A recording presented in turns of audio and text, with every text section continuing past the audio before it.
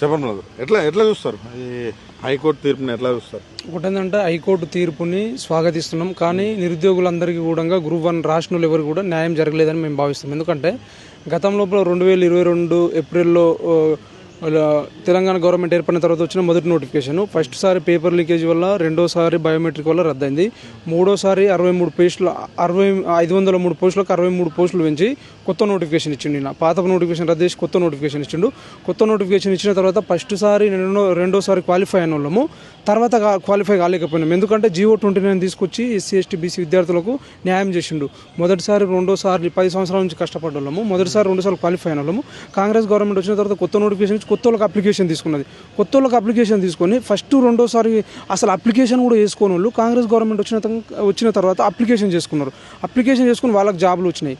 అంటే 93 నెలల్లో మేము ఎగ్జామ్లన్నీ కంప్లీట్ చేసామన్నారు. ఇప్పుడు ఈ కోర్టు తీర్పు ఇచ్చింది, దానికి మీరు హ్యాపీ ఉన్నారు.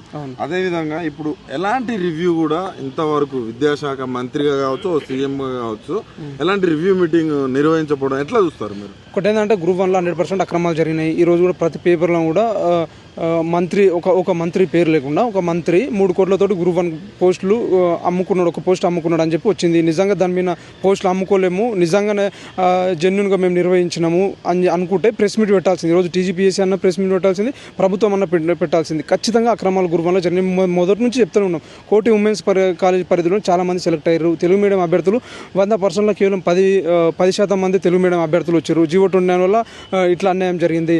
ఒక బెంచ్ అంటే బెంచ్ ఒకరు ఇద్దరు అట్లా రావాల్సింది. 7-8 మంది అంటే ఎంటెంట కూర్చున్న 7-8 మంది సెలెక్ట్ అయ్యారు. ఒకటే రూమ్ లో బెంచ్ వెనకాల బెంచ్ కూర్చున్న సెలెక్ట్ అయ్యారు. ఆ జల్లిపోయిన వివాదం చాలా కారణాలతో ఎవిడెన్స్ తోటి చూపెడితే చాలా మంది ఏమారంటే వీళ్ళు చదువు రాని వాళ్ళు, పొలిటికల్ వాళ్ళు, TRS వాళ్ళు రెచ్చగొడుతున్నారు, అది రెచ్చగొడుతున్నారు, ఇది రెచ్చగొడుతున్నారు అన్నారు. మేము మా ఆధారాలతో సహా కోర్టులో నిరూపించుకున్నాం. కోర్టు కూడా చెంప చెల్లు అనిపించింది. చెంప చెల్లు ఇప్పటికీ కూడా సరే మేమేమంటున్నామంటే TGPS మీద మాకు నమ్మకం లేదు. UPPS తోటి ప్రిలిమ్స్ నుంచి ఎగ్జామ్ నిర్వహించాలని చెప్పి కోరుకుంటున్నాం. అంటే ఇప్పటికైనా రేవంత్ రెడ్డి శైలి మారుతుందా? ఆ మంత్రులది కావచ్చు, వాళ్ళది కావచ్చు, మారుతుందా అని అనుకుంటుర్రా ఈ కోర్టు తీర్పుతోటన్నా?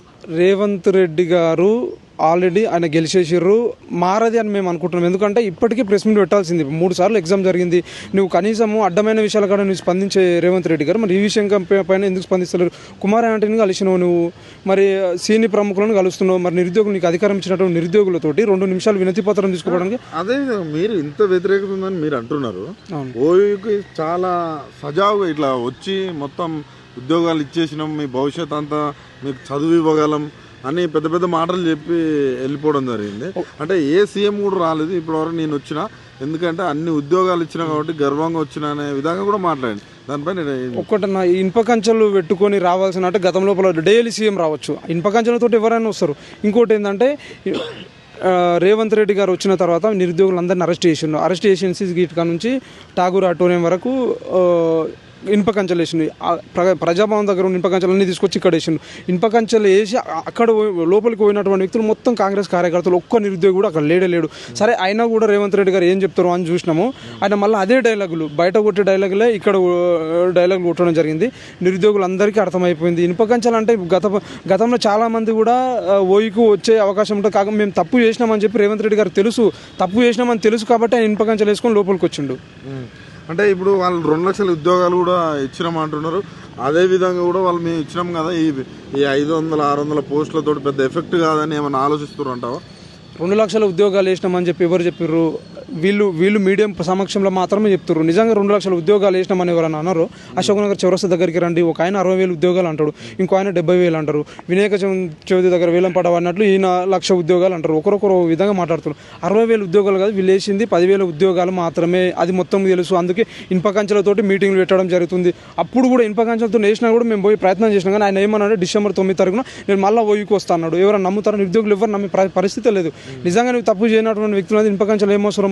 కాంగ్రెస్ కార్యకర్తలతో మీటింగ్ పెట్టుకొని ఇనుప కంచెలు వేసుకొని వచ్చి నువ్వు బయటకు పోయి మళ్ళీ నేను December 9 తారీఖు వచ్చిన డైలాగులు కొట్టి. ఇప్పుడున్న పరిస్థితుల్లో యువత ఓట్లు వేసే పరిస్థితి, స్థానిక సంస్థలు ఇవ్వాలనే BC రిజర్వేషన్ కూడా గవర్నర్ ఏది ఆమోదం పొందినట్టుగా తెలుస్తుంది.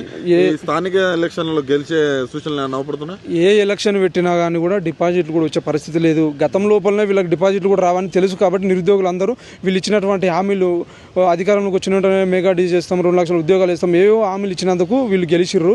లేకపోతే గెలిచిన సందర్భంలో ఫైనల్ ఏం చెప్తావు రేవంత్ రెడ్డి? ఒక్కటే, ఇప్పుడు విదేశాంగ మంత్రి ఇన్ఛార్జ్ ఆయన, ముఖ్యమంత్రి కూడా ఆయన, హోమ్ మినిస్టర్ కూడా ఆయన అన్నీ రేవంత్ రెడ్డి గారికి ఒకటే చెప్తున్నాను, ఇమీడియట్గా నిరుద్యోగులతో చర్చలు పెట్టండి.